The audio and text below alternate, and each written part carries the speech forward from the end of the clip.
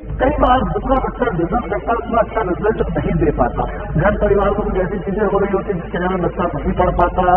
कई बार पेरेंट्स बच्चे पर ध्यान नहीं दे पाता। उनके पेरेंट्स को गिल्ट फील होता है कि यार देखिए ये हमारा टाइम टू वर्क टाइम का यूटिलाइजेशन न होना सबसे मेन मैं कारण मानता हूँ किसी भी बच्चे को उसकी एक्सपेक्टेड ग्रोथ तक न पहुंचने का। और यहाँ पर अगर हमने सुबह 6 बजे उठाना है तो 6 बजे ही उठाना है। जो भी हमने टाइम डिसाइड कर रहा है टाइम पर बच्चे को उठना है। बच्चा यहाँ क्या खा रहा है, क्या बच्चा पढ़ाई कर रहा है, क्या खेल रहा है, क्या सो रहा है, ये सारी जो एक्स्ट्रा चाहिए पेरेंट्स को देखने को मिलती है।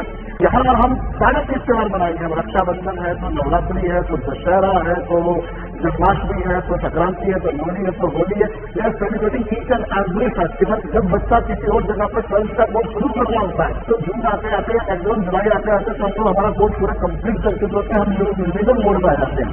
यहाँ पर हमने ये भी देखा है कि बच्चे जो है आते टाइम जितना हुए थे जाते टाइम उससे भी ज्यादा होते।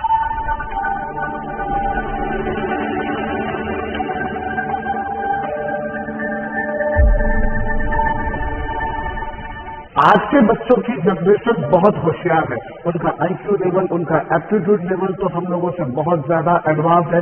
जितना डीप, जितना ब्रॉड, जितना इनोवेटिव वो सोच पाते हैं शायद आज इस उम्र में आने के बाद में भी हम लोग नहीं सोच पाते। और ये बात केवल मैं नहीं कह रहा हूं, तकरीबन सभी पेरेंट्स का ऐसा मानना है कि हमारे बच्चे हमसे बहुत ज्यादा इंटेलिजेंट है।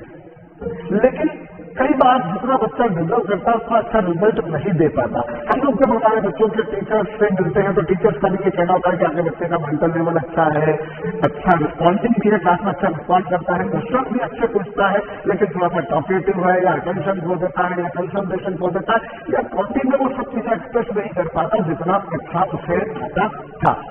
अब उसके पीछे कई सारे रीजन हो सकते हैं। कई बच्चे वगैरह अटेंशन खो देते हैं, कंसंट्रेशन खो देते हैं। कई बार टीचर भी बच्चों को अच्छे तरीके से समझ नहीं पाते। कई बार घर परिवार में कुछ ऐसी चीजें हो रही होती है जिसके कारण बच्चा नहीं पढ़ पाता।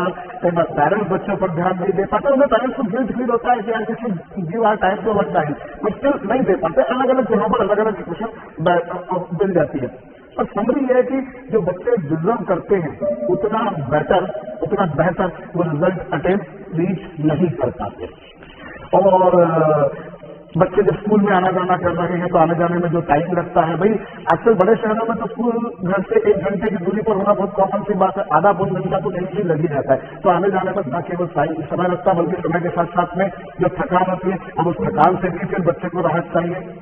और सबसे मेन जो ड्रॉबैक है वो तो है साहब हर घर में सेल फोन, जो मैं यूं कहूँ कि घर घर की कहानी, वो जो मोबाइल फोन का जो एक्सेसिव यूज हो रहा है वो एक्सेसिव यूज नहीं हो रहा, उसका एडिक्शन हो चुका है कि बच्चा उसके बगैर रह नहीं पाता। और आप बच्चे को बोलिए कि आप सेलफोन यूज मत कीजिए तो वो बिल्कुल, जिसको हम बोलते हैं, वो बिल्कुल एजिटेट हो जाएगा, बिल्कुल एक्साइट हो जाएगा। कई बार वो मतलब बड़ा एग्रेसिव हो जाता है बच्चा कि आप उसको सेलफोन नहीं दे रहे, मतलब जैसे आपने उसके हाथ से खाना छीन लिया है या उसकी नींद आपने चला लिया। अब उस चक्कर में क्या हमारा बच्चे जो है जितना वो बेहतर कर सकते हैं वो उतना बेहतर नहीं कर पा रहे। और हम लोग जब टॉपर्स के इंटरव्यूज देखते तो हमको यही देखने में आता है कि साहब बच्चा बोल रहा है, जो टॉपर बच्चा है वो यही बोलता है कि मैंने सोशल मीडिया को बॉयकॉट कर दिया था या सोशल मीडिया को मैंने अनइंस्टॉल ही कर दिया था। तमाम तरह की जो भी सोशल मीडिया की वेबसाइट्स हैं, भैया फेसबुक, इंस्टाग्राम, स्नैपचैट और भी कई तरह के होंगे। अब धीरे धीरे तो समय के साथ साथ तो और भी नई नई ऐप्स इंट्रोड्यूस होती जाती है। तो बच्चा गेम्स खेलता है, गेम्स में जो पबजी गेम है या कई जगहों पर भी देखते हैं कि बच्चा जो है वो पैसे लगाकर जो है वो गेम्स खेलता है, बहुत बड़ी बड़ी रकम जो है उस चक्कर में वो उनका नुकसान कर लेते हैं।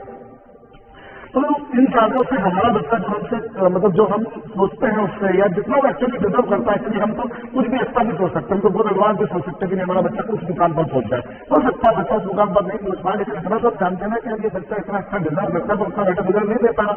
तो वो जो है ना, बेसिकली सबसे बड़ी जो समस्या वो क्या है, पेरेंट का प्रॉपर यूटिलाइजेशन नहीं हो रहा।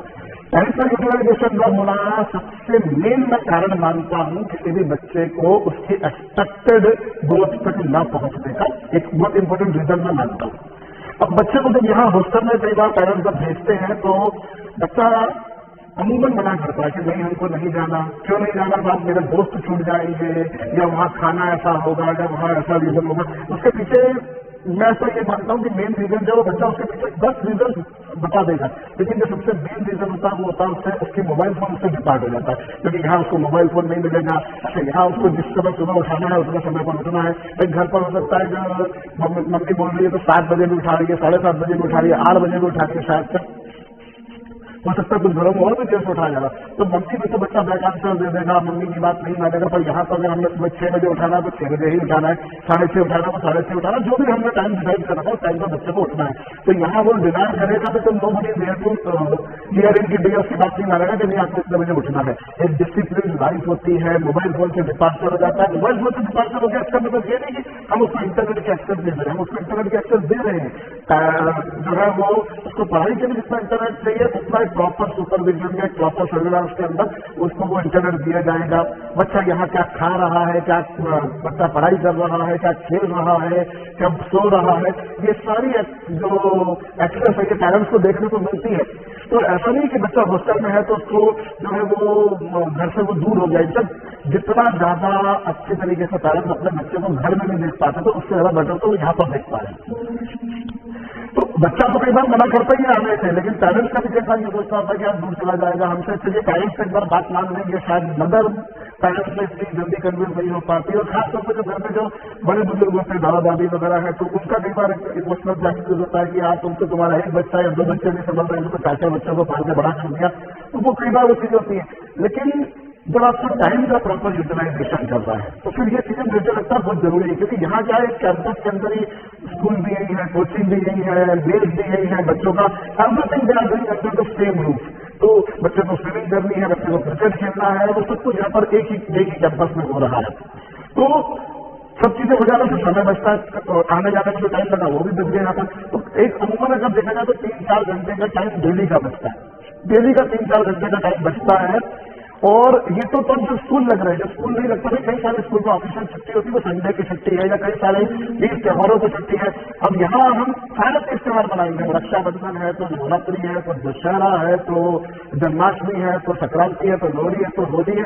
We are celebrating each and every festival except Deepawali. Deepawali के टाइम पर आप छुट्टी देते हैं, दीपावली के टाइम पर बच्चा घर पर 15 दिन के लिए जाता है। बट अपार्ट फ्रॉम दैट तो हम सारे फेस्टिवल यहाँ पर मना रहे हैं। बच्चों का बर्थडे बिल्कुल जोर शोर तरीके से मनाया जा रहा है। तो कई सारी जो सरकारी छुट्टियां ऐसी होती है जिनका कोई तुक ही नहीं। भाई कई सारे ऐसी छुट्टियां हैं जिन पर जिन पर स्कूलों में छुट्टी दी जाती है, पर घर पर उसमें कुछ छुट्टी नहीं होता, वो कोई त्योहार भी नहीं होता इनफैक्ट। अब उन टाइम पर भी क्या था, बच्चा सुबह से वही 9 बजे उठ रहा है और अगर मान लीजिए छुट्टी हो गई तो बच्चा जो है उस समय फिर पढ़ाई करेगा, ऑफकोर्स करेगा। कई बच्चे ऐसे भी होते हैं ना जिनको ना पढ़ाई करते हैं, लेकिन उनको जब बोला जाए, उनके सर पर बैठा जाए तो वो करेंगे। अच्छा, कुछ बच्चे ऐसे होते हैं जिनको कुछ थोड़ा सा मोटिवेशन दे दिया जाए या डांट दिया जाए तो 4-5 दिन तक उसका असर रहता है, लेकिन फिर वो 4-5 दिन बाद फिर वो असर खत्म हो जाता है, फिर वापस कर दो। और जब ये रिकरेंस में किया जाता है तो फिर थोड़ी टाइम बाद ये होता है कि उस मोटिवेशन का या डांट का असर भी जो है वो धीरे धीरे डीके होने लग जाता है, खत्म होने लग जाता है। तो यहाँ पर क्या है, उन छुट्टियों में भी हम लोग काम कर रहे हैं। और आजकल तो वैसे भी क्या हो गया, गर्मियों में, सर्दियों में, बरसात के टाइम पर भी जिस भी रिस्पेक्टिव डिस्ट्रिक्ट में रहते हैं वहाँ के जो डीएम है या वहाँ की जो गवर्नमेंट है वो छुट्टी दे देती है, तो उन टाइम में फिर वापस से वही टाइप का जो है वो मिसयूटिलाइजेशन होने लग जाता है। तो वो समय भी हम लोग यहाँ पर यूज कर रहे हैं। और इसी कारण से क्या होता है कि हम लोग जो है ना वो सिलेबस थोड़ा जल्दी खत्म कर देते हैं। आजकल आपको मालूम होता है एग्जाम में जल्दी होने लग गई है। जुलाई जेई का एग्जाम तो जनवरी मध्य में हो जाता है। तो जब भी एग्जाम है उससे 3-4-5 महीने पहले तो कोर्स कंप्लीट करना जरूरी है। और यही कारण है कि जब बच्चा किसी और जगह पर 12th का कोर्स शुरू करना होता है कि मालूम पड़ता है कि वो मार्च में या अप्रैल में या मई में 12th का कोर्स शुरू कर रहा है, हम लोग तो जून आते आते या मैक्सिमम जुलाई आते आते तो हम लोग हमारा कोर्स पूरा कंप्लीट कर चुके होते हैं, हम लोग म्यूजिकल मोड में आ जाते हैं। ये तो बड़ी क्लास की बात है। अगर छोटी क्लास में बात करेगा, मान लीजिए बच्चा कोई 6th क्लास में है, तो मेरे पास तो जो बच्चे हैं वो सब अच्छे पोटेंशियल वाले बच्चे हैं। तो 6th क्लास में बच्चा है तो 6th क्लास में तो कोर्स करेंगे हम लोग। साइंस और मैथमेटिक्स में देखा जाए, सोशल साइंस में देखा जाए तो हमको 7th का भी कोर्स 6th में करवा देते हैं। यूपीएससी की तैयारी, जेई की तैयारी, नीट है, सीएस है, start preparation from the very early stage, early bird जिसको हम बोलते हैं। तो बच्चा 1 साल पहले से दूसरी जगहों के कंपेरिजन में एडवांस रहता है। और ऐसा नहीं कि केवल पढ़ाई कर देते, सारे स्पोर्ट्स है, क्रिकेट है, वॉलीबॉल है, बास्केटबॉल है, स्विमिंग है, शूटिंग है, चेस है, खो-खो है, टेबल टेनिस है, तो दुनिया भर के स्पोर्ट्स है। और रिक्रिएशन एक्टिविटी में बच्चा किसी म्यूजिक इंस्ट्रूमेंट को अच्छे से प्ले कर पाता है, कोई गाता आता है, कोई अच्छा डांस करता है, कुल मिलाकर पूरा दिन इतना भरा हुआ रहता है कि उसके पास में और कुछ करने के लिए समय होता ही नहीं। और जब आप बच्चों को ना इंगेज रखोगे, आप जब उसको रोबोटिक जैसा कुछ करवा रहे हो, आप उसका आर्टिफिशियल इंटेलिजेंस पर बेस्ड कुछ प्रोजेक्ट बनवा रहे हो, तब शायद इज ऑक्यूपाइड। आप जब इन सब चीजों में लगा दोगे ना, तो मतलब आप विश्वास कीजिए कि फिर ना वो फिर सब चीजें भूल जाता है। और यही हमने देखा है कि शुरुआत में जब बच्चा यहाँ आया तो आते टाइम रो रहा है, उसको रोना आ रहा है, मदर को रोना आ रहा है, जब जब पेरेंट्स मिलने के जाने तब तक पेरेंट्स को खासतौर पर मदर को रोना आता है, बच्चे को भी रोना आता है। लेकिन जब वो यहाँ उसका जो एक अच्छा फ्रेंड सर्कल बन जाता है, टीचर्स के साथ में अच्छी बॉन्डिंग बन जाती है, तो यहाँ पर हमने ये भी देखा है कि बच्चे जो है आते टाइम जितना रोए थे, जाते टाइम उससे भी ज्यादा रोते हैं। मैंने ऐसे कई बच्चों को देखा है, मैं खुद उदाहरण के तौर पर, कई बच्चे ऐसे होते हैं जिनसे इतना इमोशनल बॉन्डेज बन चुका होता है कि जब वो जाते तो बिल्कुल गले मिलकर, बिल्कुल चिपक कर, जिसको बोले एकदम हम पंजाबी भाषा में बोलते बिल्कुल जप्पी पाकर हमको भी बहुत बहुत बहुत रोना आता है। लेकिन जो वो सक्सेस मिलती है ना, जो उसमें जो जीवन में जो ऊंचाइयां पाई होती है ना, वो इन सबके आगे बेमानी है।